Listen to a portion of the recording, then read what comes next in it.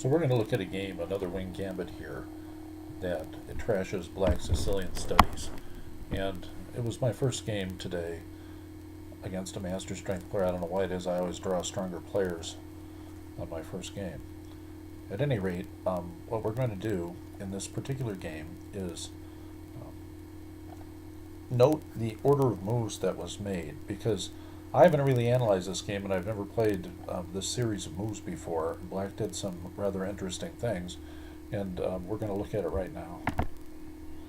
So we'll start our engine, and as you can see, we're playing the wing gambit, and I've taken to playing this move instead of d4, which gives black a greater opportunity to go wrong, and this is the beginnings of going wrong.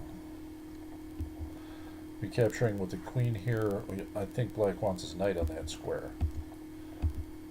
So basically what we've done now is I have a classic situation where black has one or two good moves here.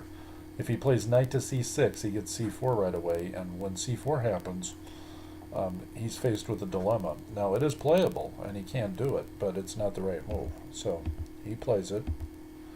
And instead of en passant, and that's a very sharp game where black can come out okay if he knows what he's doing, he retreats his queen. So I haven't seen this before, to that square in particular. And that square is not a bad retreat. And what's interesting here is I jumped on d5. I love playing d5. And now the computer is suggesting that bishop to b2 is a little stronger. It probably is.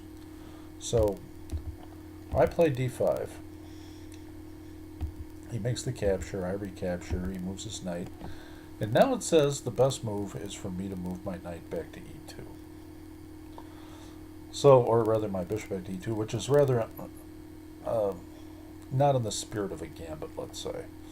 You know, and what I'm going to do is I'm going to play a little loose here and just let him have that c-pawn. And he thinks a while before taking it, but he did take it, and I don't think he really followed up correctly, so I move my bishop there. Now it says that's not a good move. After knight takes c4, you know, I've lost the small advantage I've had and gone down. Now it says 1. I was down half, now I'm down 1. It's finding better things for white. So my feeling was he could always support that knight in a variety of ways effectively. So now that he's taken the pawn, the computer wants me to move queen to e2. And I recognize that the computer thinks most of my play is flawed here. So, and there's a difference between what a computer says and what happens over the board. So I move my bishop, and I'm no worse off, apparently, than I was before. Well, maybe I am now after e5, which he did not play. So we'll see where he really slips up here. Because knight to d2, when I thought for a long time about playing knight to d2, and I like to try to maintain my pawn out there in d5 and complicate the situation, and chess is a timed game, so to a large extent using your opponent's time matters a lot, and he has a problem with his dark squared bishop. He has to take a couple moves to develop it, and moving it along the e-file is not the happiest situation. So I actually move queen to b3, which I'm showing the world this now. That's practically a losing move if he plays e5 at this point. So the fact is that I like the move, and the computer says it's a disaster. And now all of a sudden it's not a disaster because he didn't play e5. So it does say he's still up. However, I like white's position here. I have two developed bishops. He's completely cramped.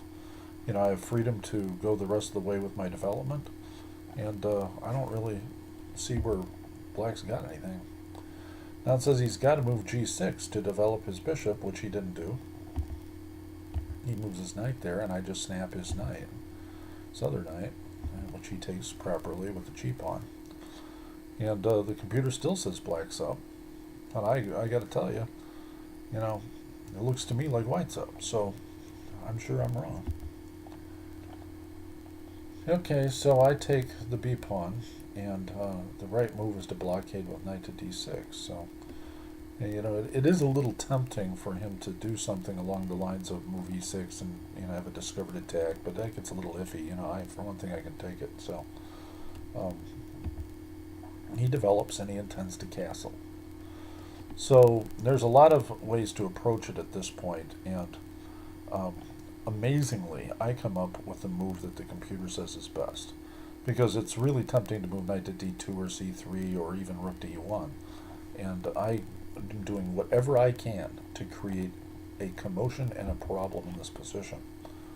So he took forever on this move. What's my real threat here? Well, double attacking the knight. Yeah, maybe queen to e4 or something, creating a big problem. That kind of pin can be a real nuisance with your king in the middle. So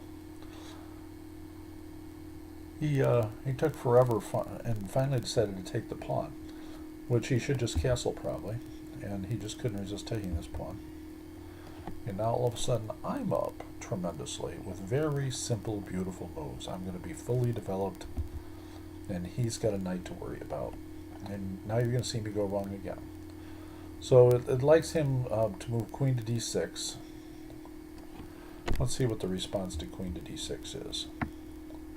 Well, queen checks, which happened in the game, by the way, and then queen to c6, and then you win the knight. Okay, so here's what he does.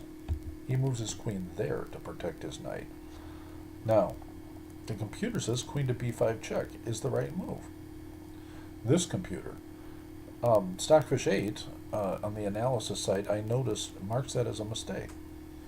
Well, maybe it's not. It's a check. Okay. So queen to d7. He moves his king, compounding the felony. Now the right move, which wins outright, is queen takes b7. Not taking the knight as I did, because, it was a very simple refutation. Here's what I figured out about 3 moves ago. If I play queen takes knight, he plays queen takes knight, I move rook to c1, I have the c8 square that's going to checkmate black. So, unfortunately, he can swish and zug me quite easily, and there's nothing I can much do about it when he moves e6. So we'll see what the computer says. I make the wrong move. I take the knight. He takes the knight. Now it says move rook and f to now rook and a. That's the right one. Okay, now e6. That's what he moves. Okay. Now, interestingly, I see queen to b1, queen to b1. I played queen to b5. I took quite a while on this, by the way. I don't know. It's hard to really note what the difference is. I like a more active queen. Okay. And now he finds the right move, queen to e5. Interesting. So if I play rook to c5 here and then double,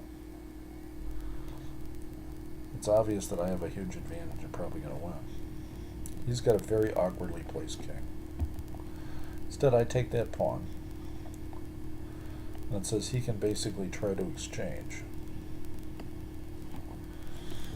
So at this point, I'm still a pawn down, but it's basically an even game, and I don't want to exchange queens if I can possibly avoid it. It says if he moves queen to b8, I just move queen to f3, and eventually I'm going to sit all over this position. So he moves his rook. Now it says I should move rook to c8. And once again, I usually do tremendously well in this kind of situation. I doubled in the 7th rank.